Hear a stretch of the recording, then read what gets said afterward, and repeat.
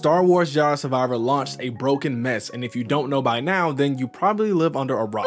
The early reviews of this game made it seem like the performance wasn't that bad. I mean, it has an 86 on Metacritic at the time of recording. I loved Fallen Order and thought it was definitely one of the better Gen 8 games, but I played that game almost a year after it released. This time, I played Jedi Survivor the moment it came out, start to finish, bugs and all, and I'm here to answer one question. Is Star Wars Jedi Survivor too broken to be good? Hello world and all who inhabit it, it is I, the Great Saiyan, and this is my humble ask of you to please consider liking the video and subscribing. It's free and it helps me out a lot. Thanks in advance. I love Respawn. They've more than proven themselves with Apex Legends' success on the live service side of things, as well as Titanfall 2's campaign and Jedi Fallen Order with their single player offerings. When we heard about the sequel to Fallen Order, I got very excited. I just knew that they could deliver a game that improved on the game we had all come to know and love. Fallen Order was not projected to be as successful as it was, selling over 10 million copies. EA even stated that they were happy with the sales performance of the game, and publishers never say that. Not only was the game great, but we fell in love with the lone Jedi, Cal Kestis, and even die-hard Star Wars fans admired him, and they're usually super picky about their universe. Jedi Survivor had a lot to live up to, but also an overwhelming amount of love and hype going into it. With its diverse combat options, beautiful and parkour heavy world, and amazing story, Jedi Survivor made me dust off my PS5 and actually play a game on it. Let's get into it.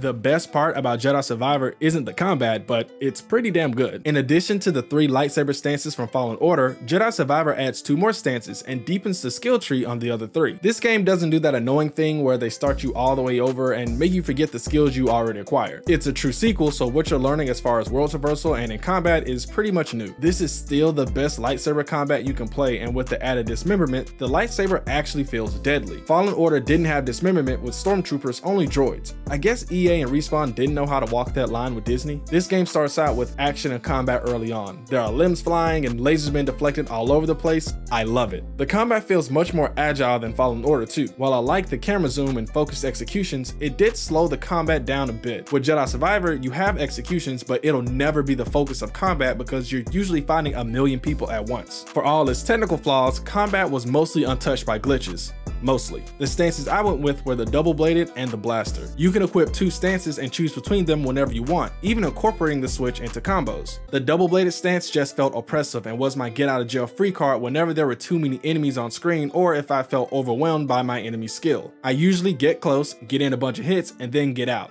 Definitely my playstyle. Every stance has its own stance, and I usually traded power for speed. I mainly used the blaster stance though. Finishing off weaker enemies with a few shots or staggering more difficult foes with my blaster came in handy for the majority of my playthrough. Though I had to switch to the new crossguard stance for the final boss because I just needed to slow down the fight and do heavy damage. I love when a game allows you to play how you want. Enemies aren't too tough. I died a few times, but after readjusting my brain from hack and slash barrage of attacks to Souls-like parry and exact timing, I would usually beat whatever boss or challenge in 2 or 3 tries. Jedi Survivor combat is everything we loved about Fallen Order, but better, and honestly, I have no qualms with it. I need another one, Respawn.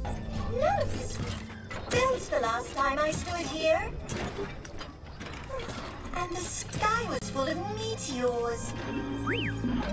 One of the best parts about Fallen Order was its story. It helped us to fall in love with Cal Kestis and his crew. In Jedi Survivor, we have a more mature Cal. He's stronger, he's wiser, and he's hairier. I actually like the stubble. I too have grown a beard since the last game. Cal is alone at first, but also working with the new crew, and then we get reunited with the OGs. It was very heartfelt, so I won't explain how. Just know it happens. The group split for their separate reasons, and that's told through the story, which is S tier per usual. I really love the character development and reflection we get from Cal. He talks about the time that's passed, and though we don't directly get to experience what happened in the 5 years in between events, we know that Cal has been fighting the Empire and making a name for himself as a formidable Jedi. Returning characters are familiar yet different, and we learn to love the new ones like Bode, whose presence introduces an assist mechanic where partners with a cooldown can be called upon to focus on and damage enemies. Your partner doesn't take damage, so it's really an extra hand in fights where there's a lot of bulky enemies and you just can't seem to break away. The bad guys are likable too. Ravus was probably my favorite aesthetically and with his backstory. The enemy characters all have backstory, and it's actually pretty interesting how they managed to intertwine all of that into Jedi Survivor's story. The story isn't predictable, and actually I had about 3 3 literal jaw-dropping moments that made me scream, I love this game. Whatever plot twist you think you're about to predict,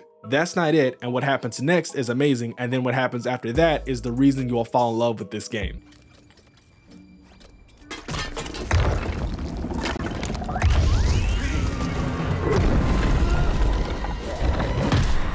I asked the question if Jedi Survivor was more Souls-like or more platformer, and though most people said Souls-like, I think a case can be made for both. Jedi Survivor improves on the world traversal and movement in ways that rival what you can do in Titanfall 2. I was zipping everywhere, running on everything, and force dashing just because. They added a grappling hook, and though you can only grapple in certain areas, it still felt like I was using this thing every few seconds. There of course were frame rate drops and stutters that could really mess with the more motion sensitive people. You're not going very fast, but you're going fast enough to where those random hiccups can really throw you off. The sequencing of platforming is great and flows together well. I honestly wanted longer, more convoluted sequences just to play with the wall running and force dashing a bit more. The world is super interactive too. You can use your Jedi mind powers to tame creatures to ride them, or use the more combative ones to fight for you, which I did.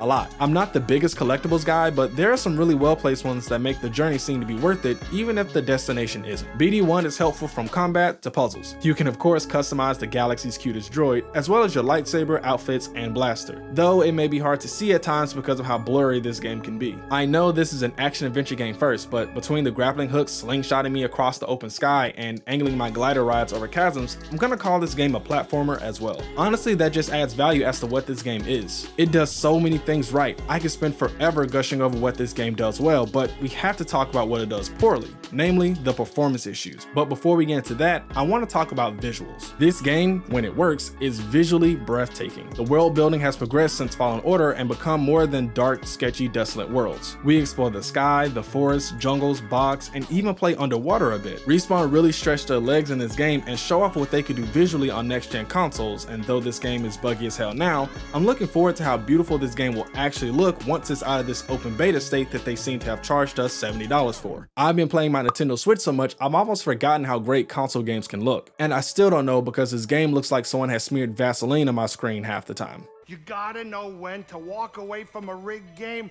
otherwise you are gonna end up losing something you could never replace. Alright, for all the praise I want to give this game, I also have to dump on this game's performance. Respawn, EA, what the f is this? Every platform has had issues, but I played this on the PS5, so that's what I'll speak to. Holy crap, I was so upset at every twist and turn. The beginning of this game is so busy and introduces such an active and beautiful Coruscant, but the game just can't handle it and there are frame drops everywhere. The first boss fight is so hard to do because of the constant frame drops. It really takes you out of the immersion, and as a game with heavy Souls-like elements, you can't afford to take big hits from enemies because your parry mistimed on a frame skip. Even the cinematics, whether pre-rendered or not, I don't know, they even have frame pacing issues. Sometimes the cutscenes are 60 FPS like the performance mode I played in, and sometimes they're sub 30. I really don't know what's going on here. There's also visual issues where the game has these weird outlines coming off of everything, like every single person, place, and object was trying to go Super Saiyan. I can't say that this game was unplayable because I played it, but it's close. There's a part later in the game where I couldn't figure out how to progress. I tried everything and just didn't understand what to do. I died 6 times trying to platform and go where I thought the game was telling me to, but in actuality, a part of the world didn't load until that 6th death, and then I was able to progress with the story. Pop-in, loading textures, and other graphical glitches are very annoying to deal with in a game that you paid a premium $70 for. If I wasn't a content creator, I would be pissed at the pitiful launch performance of this game.